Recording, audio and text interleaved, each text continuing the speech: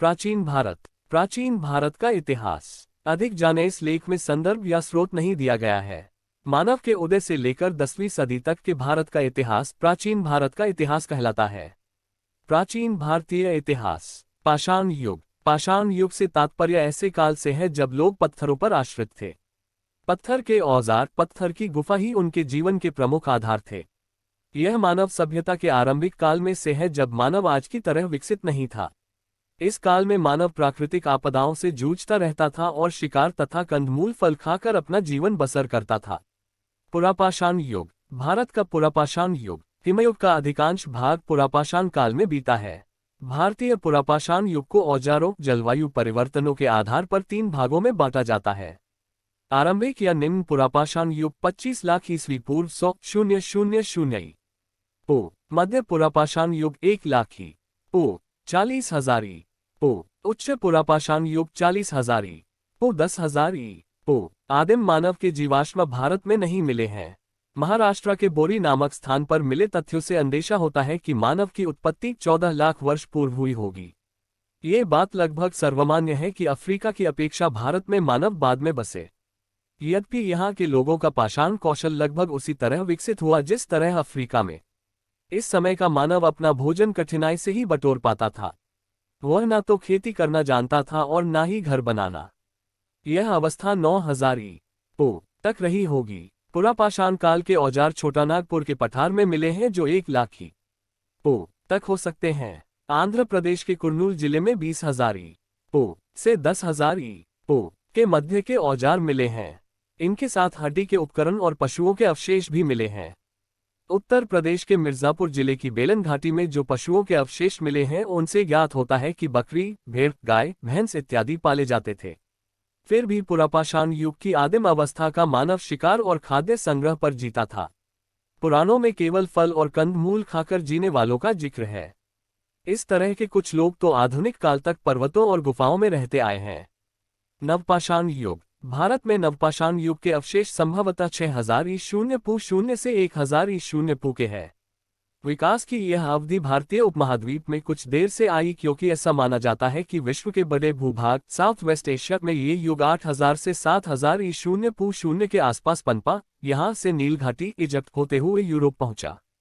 इस युग में मानव पत्थर की बनी हाथ की कुल्हाड़ियां आदि औजार पत्थर को छिल, घीस और चमकाकर तैयार करता था। उत्तरी भारत में नवपाषाण युग का स्थल बुर्जहोम कश्मीर में पाया गया है। भारत में नवपाषाण काल के प्रमुख 4 स्थल है। ताम्रपाषाण युग। नवपाषाण युग का अंत होते होते धातुओं का प्रयोग शुरू हो गया था। ताम्रपाषाणिक युग में तांबा तथा प्रस्तर के हथियार ही प्रयुक्त होते थे। इस समय तक लोहा या कांसे का प्रयोग आरंभ नहीं हुआ था। भारत में ताम्रपाषाण युग की बस्तियां दक्षिण पूर्वी राजस्थान, पश्चिमी मध्य प्रदेश, पश्चिमी महाराष्ट्र तथा दक्षिण पूर्वी भारत में पाई गई है। और सारे भारत में जंगल ही था। कांस्य युग और सिंधु घाटी सभ्यता। 20वीं शताब्दी के प्रारंभ तक इतिहासकारों की यह मान्यता थी कि वैदिक सभ्यता भारत की सबसे प्राचीन सभ्यता है। परंतु सर दयाराम साहनी के नेतृत्व में 1121 में जब हड़प्पा, पंजाब के मांगरोमरी जिले में स्थित की खुदाई हुई तब इस बात का पता चला कि भारत की सबसे पुरानी सभ्यता वैदिक नहीं वरन सिंधु घाटी की सभ्यता है। अगले साल अर्थात 1122 ईस्वी में राखालदास बनर्जी के नेतृत्व में मोहनजोदड़ो, सिंध के लरकाना जिले में स्थित की खुदाई हुई। हड़प्पा टीले के बारे में सबसे पहले चार्ल्स मैसन ने 1127 ईस्वी में उल्लेख किया था। मोहनजोदड़ो को सिंधी भाषा में मृतकों का टीला कहा जाता है। 1122 ईस्वी में राखालदास बनर्जी ने और इसके बाद 1122 से 1130 तक सर जॉन मार्शल के निर्देशन में यहाँ उत्खनन कार्य करवाया गया। सिंधु घाटी सभ्यता 2500 ईसा पूर्व से 1750 ईसा पूर्व तक विश्व की प्राचीन नदी घाटी सभ्यताओं में से एक प्रमुख सभ्यता है। सम्मानित पत्रिका नेचर में प्रकाशित शोध के अनुसार यह सभ्यता कम से कम 8,000 वर्ष पुरानी है। ये हड़प्पा सभ्यता और सिंधु सरस्वती सभ्यता के नाम से भी जानी जाती है। इसका विकास सिंधु और घग्घर खकड़ा प्राचीन सरस्वती के किनारे हुआ। मोहनजोदड़ो, कालीबंगा, लोथल, धोलावीरा, राखीगढ़ी और हड़प्पा इसके प्रमुख केंद्र थे। दिसंबर 2014 में भिरदाना को अब तक का खोजा गया सबसे प्राचीन नगर माना गया। सिंधु घाटी सभ्यता का ब्रिटिश काल में हुई खुदाइयों के आधार पर पुरातत्ववेत्ता और इतिहासकारों का अनुमान है कि यह अत्यंत विकसित सभ्यता थी और ये शहर अनेक बार बसे और उजड़े हैं। इस सभ्यता की सबसे विशेष बात थी यहाँ की विकसित नगर निर्माण योजना। हड़प्पा तथा मोहनजोदड़ो दोनों नगरों के अपने दुर्ग थे जहाँ शासक वर्ग का परिवार रहता था। प्रत्येक नगर में दुर्ग के बाहर एक एक उससे निम्न स्तर का शहर था जहाँ ईंटों के मकानों में सामान्य लोग रहते थे। इन नगर भवनों के बारे में विशेष बात यह थी कि ये जाल की तरह विन्यस्त थे, यानी सड़कें एक दूसरे को समकोण पर काटती थीं और नगर अनेक आयताकार खंडों में विभक्त हो जाता था। ये बात सभी सिंधु बस्तियों पर लागू होती थी, चाहे वे छोटी हो या बड़ी। हड़प्पा तथा मोहनजोदड़ो के भवन बड़े होते थे। वहां के स्मारक इस बात के प्रमाण हैं कि वहां के शासक मजदूर जुटाने और कर संग्रह में परम कुशल थे। ईंटों की बड़ी बड़ी इमारत देखकर सामान्य लोगों को भी ये लगेगा कि ये शासक कितने प्रतापी और प्रतिष्ठावान थे। मोहनजोदड़ो का अब तक का सबसे प्रसिद्ध स्थल है विशाल सार्वजनिक स्नानागार, जिसका जलाशय दुर्ग के टीले में है। इतनी विस्तृत सभ्यता होने के बावजूद भी इसकी उत्पत्ति को लेकर आज भी विद्वानों में मतैक्य का अभाव है। इसकी सबसे बड़ी वजह यह है कि हड़प्पा संस्कृति के जितने भी स्थलों की अब तक खुदाई हुई है वहां सभ्यता के विकास अनुक्रम का चिन्ह स्पष्ट नहीं मिलता है, अर्थात इस सभ्यता के अवशेष जहां कहीं भी मिले हैं अपनी पूर्ण विकसित अवस्था में ही मिले हैं। Sir John Marshall, garden child, Mortimer wheeler आदि इतिहासकारों की मान्यता है कि हड़प्पा सभ्यता की उत्पत्ति में विदेशी तत्व का हाथ रहा है। इन इतिहासकारों का मानना है कि हड़प्पा की उत्पत्ति मेसोपोटामिया की शाखा सुमेरिया की सभ्यता की प्रेरणा से हुई है। इन दोनों सभ्यताओं में कुछ समानताएं भी देखने को मिलती है, जो इस प्रकार है। 1. दोनों ही सभ्यता नगरीय है। 2. दोनों ही सभ्यताओं के निवासी कांसे और तांबे के साथ साथ पाषाण के लघु उपकरणों का प्रयोग करते थे। 3. दोनों ही सभ्यताओं के भवन निर्माण में कच्चे और पक्के दोनों ही प्रकार के ईंटों का प्रयोग हुआ है। 4. दोनों को लिपि का ज्ञान था। इन्हीं समानताओं के आधार पर व्हीलर ने सैंधव सभ्यता को सुमरियन सभ्यता का एक उपनिवेश बताया था। लेकिन इन समानताओं के बावजूद कुछ ऐसी असमानताएं भी हैं जिनकी उपेक्षा नहीं की जा सकती है। हड़प्पा सभ्यता की नगर योजना सुमेरिया की सभ्यता से अधिक सुव्यवस्थित है। दोनों ही सभ्यताओं में आम उपयोग की चीजें काफी भिन्न हैं, जैसे बर्तन, उपकरण, मूर्तियां, मोहरे आदि। फिर दोनों ही सभ्यताओं की लिपि में भी अंतर है। जहां सुमरियाई लिपि में 100 अक्षर हैं वहीं सिंधु लिपि में केवल 400 अक्षर हैं। इन विभिन्नताओं के होते हुए दोनों सभ्यताओं को समान मानना समुचित नहीं लगता है। वैदिक काल, वैदिक सभ्यता, सिंधु घाटी सभ्यता, इंडस वैली सिविलाइजेशन के पश्चात भारत में जिस नवीन सभ्यता का विकास हुआ उसे ही आर्य, एरियन अथवा वैदिक सभ्यता, वैदिक सिविलाइजेशन के नाम से जाना जाता है। इस काल की जानकारी हमें मुख्यतः वेदों से प्राप्त होती है, जिसमें ऋग्वेद सर्वप्राचीन होने के कारण सर्वाधिक महत्वपूर्ण है। वैदिक काल को ऋग्वैदिक काल या पूर्व वैदिक काल 1500 ईस्वी से 1000 ईपू तथा उत्तर वैदिक काल 1000 से 600 ईपू में बांटा गया है। आमतौर पर अधिकतर विद्वान वैदिक सभ्यता का काल 5000 ईसा पूर्व से 500 बीसी के बीच में मानत है। उत्तर वैदिक काल 1000 से 600 ईशून्य। ऋग्वैदिक काल में आर्यों का निवास स्थान सिंधु तथा सरस्वती नदियों के बीच में था। बाद में वे संपूर्ण उत्तर भारत में फैल चुके थे। सभ्यता का मुख्य क्षेत्र गंगा और उसकी सहायक नदियों का मैदान हो गया था। गंगा को आज भारत की सबसे पवित्र नदी माना जाता है। इस काल में विष का विस्तार होता गया और कई जन विलुप्त हो गए। भरत, त्रित्सु और तुर्वस जैसे जन राजनीतिक हलकों से गायब हो गए, जबकि पुरु पहले से अधिक शक्तिशाली हो गए। पूर्वी उत्तर प्रदेश और बिहार में कुछ नए राज्यों का विकास हो गया था, जैसे काशी, कोसल, विदेह, मिथिला, मगध और अन्य। ऋग्वैदिक काल में सरस्वती नदी को सबसे महत्वपूर्ण माना जाता है। गंगा और यमुना नदी का उल्लेख केवल एक बार हुआ है। इस काल में कौसाम्बी नगर में पहली बार पक्की ईंटों का प्रयोग किया गया। इस काल में वर्ण व्यवसाय के बजाय जन्म के आधार पर निर्धारित होने लगे। वैदिक साहित्य, वैदिक साहित्य में 4 वेद एवं उनकी संहिताओं, ब्राह्मण, आरण्यक, उपनिषदों एवं वेदांगों को शामिल किया जाता है। वेदों की संख्या 4 है: ऋग्वेद, सामवेद, यजुर्वेद और अथर्ववेद। ऋग्वेद, सामवेद, यजुर्वेद और अथर्ववेद विश्व के प्रथम प्रमाणिक ग्रंथ है। वेदों को अपौरुषेय कहा गया है। गुरु द्वारा शिष्यों को मौखिक रूप से कंठस्थ कराने के कारण वेदों को श्रुति की संज्ञा दी गई है। ऋग्वेद 1, ऋग्वेद देवताओं की स्तुति से संबंधित रचनाओं का संग्रह है। 2, ये 10 मंडलों में विभक्त है। इसमें 2 से 7 तक के मंडल प्राचीनतम माने जाते हैं। प्रथम एवं दशम मंडल बाद में जोड़े गए हैं। इसमें 1028 सूक्त हैं। 3, इसकी भाषा पद्यात्मक है। 4, ऋग्वेद में 33 प्रकार के देवों दिव्य गुणों से युक्त पदार्थों का उल्लेख मिलता है। 5, प्रसिद्ध गायत्री मंत्र जो सूर्य से संबंधित देवी गायत्री को संबोधित है, ऋग्वेद में सर्वप्रथम प्राप्त होता है।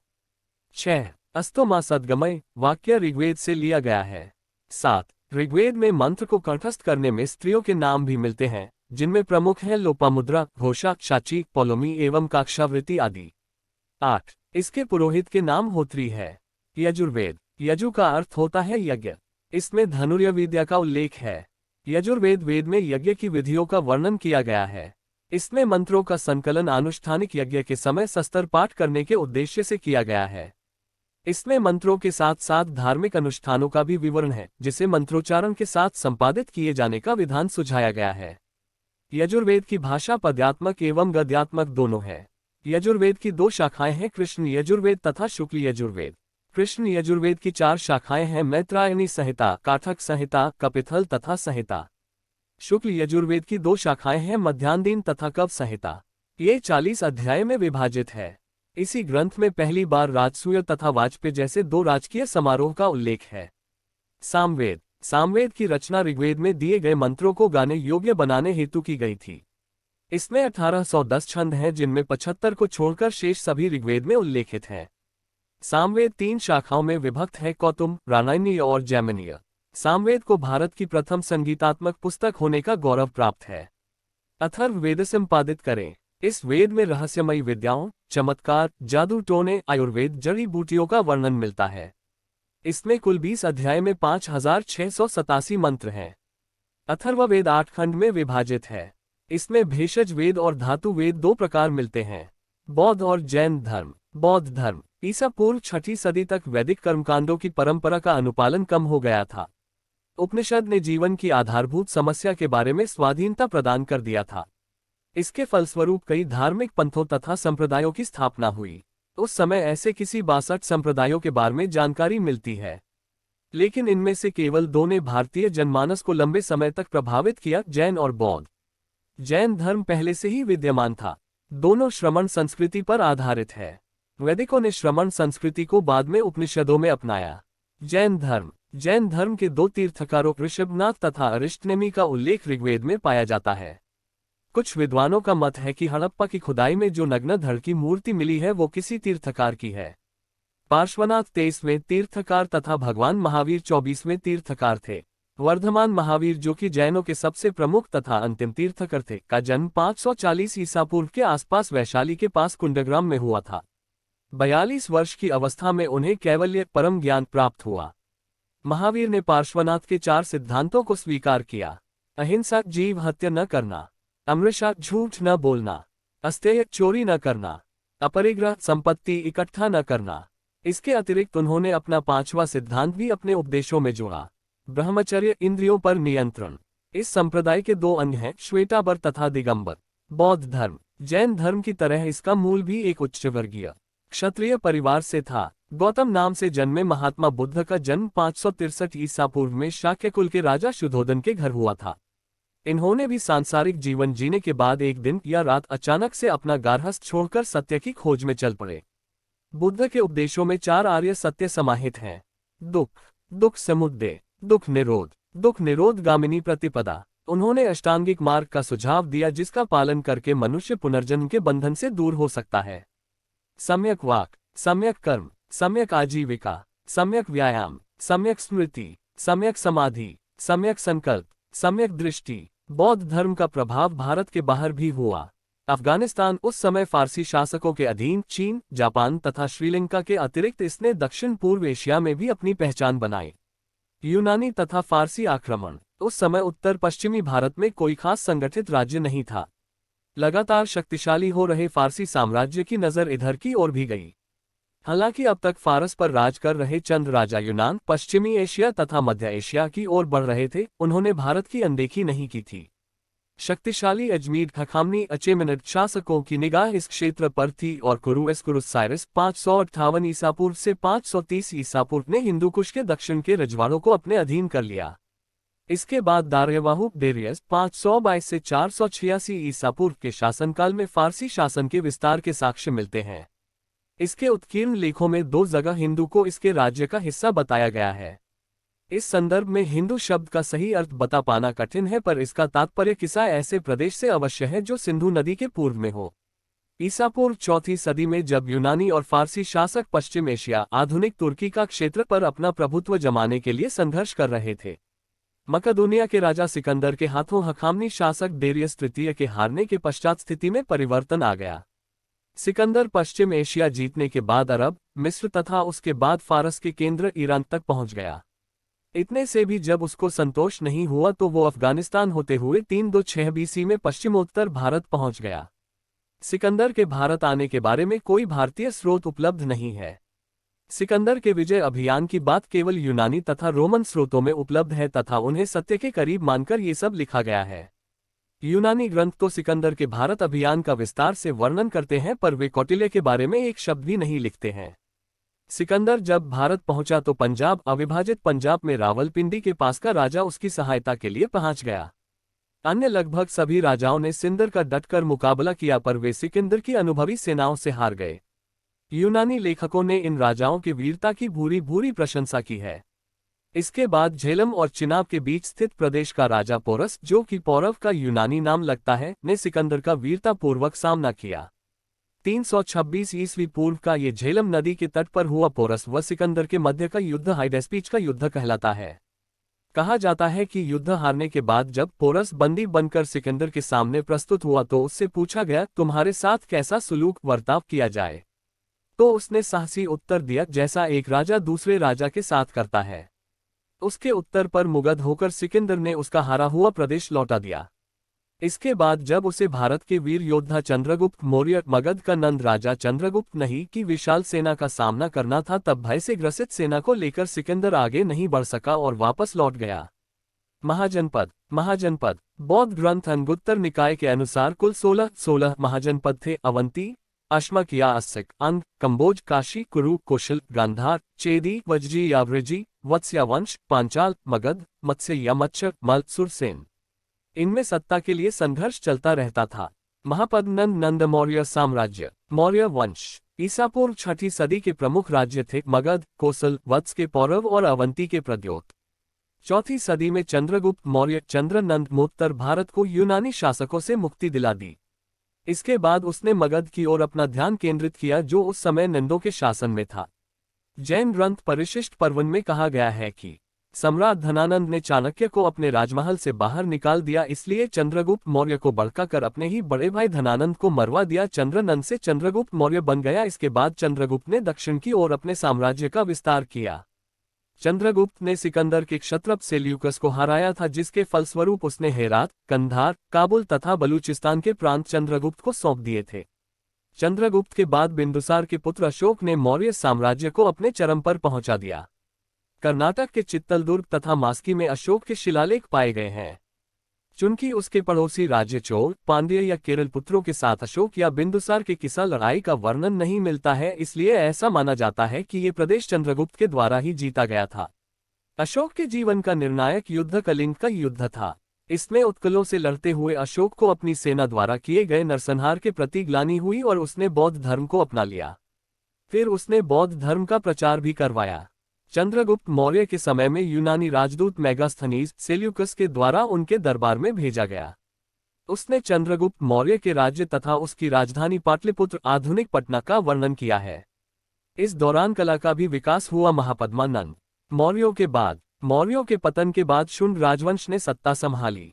ऐसा माना जाता है कि मौर्य राजा बृहद्रथ के सेनापति पुष्यमित्र ने बृहद्रथ की हत्या कर दी थी, जिसके बाद शुंग वंश की स्थापना हुई। शुंगों ने 187 ईसा पूर्व से 75 ईसा पूर्व तक शासन किया।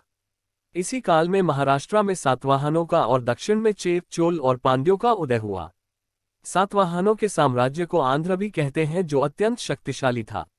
पुष्यमित्र के शासनकाल में पश्चिम से यवनों का आक्रमण हुआ।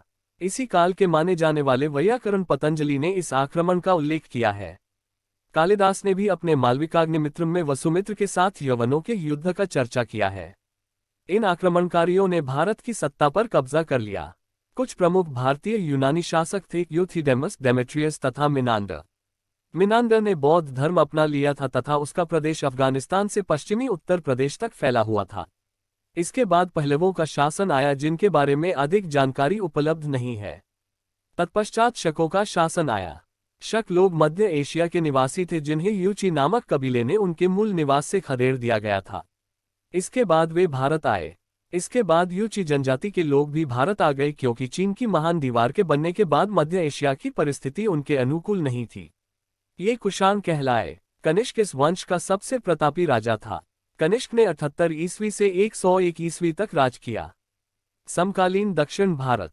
दक्षिण में चेर, पांड्य तथा चोल के बीच सत्ता संघर्ष चलता रहा था। संगम साहित्य इस समय की सबसे अमूल्य धरोहर थी। तिरुवल्लुवर द्वारा रचित तिरुकुरल तमिल भाषा का प्राचीनतम रंग माना जाता है। धार्मिक संप्रदायों का प्रचलन था और मुख्यतः वैष्णव, शैव, बौद्ध तथा जैन संप्रदायों के अनुयायी थे। गुप्त काल। गुप्त वंश। सन 320 ईस्वी में चंद्रगुप्त प्रथम अपने पिता घटोत्कच के बाद राजा बना जिसने गुप्त वंश की नींव डाली। इसके बाद समुद्रगुप्त 340 ईस्वी, चंद्रगुप्त द्वितीय, कुमारगुप्त प्रथम 413 से 455 ईस्वी और स्कंदगुप्त शासक बने। इसके करीब 100 वर्षों तक गुप्त वंश का अस्तित्व बना रहा। 606 ईस्वी में हर्ष के उदय तक किसी एक प्रमुख सत्ता की कमी रही। इस काल में कला और साहित्य का उत्तर तथा दक्षिण दोनों में विकास हुआ। इस काल का सबसे प्रतापी शासक समुद्रगुप्त था जिसके शासनकाल में भारत को सोने की चिड़िया कहा जाने लगा। 11वीं तथा 12वीं सदी में भारतीय कला, भाषा तथा धर्म का प्रचार दक्षिण पूर्व एशिया में भी हुआ।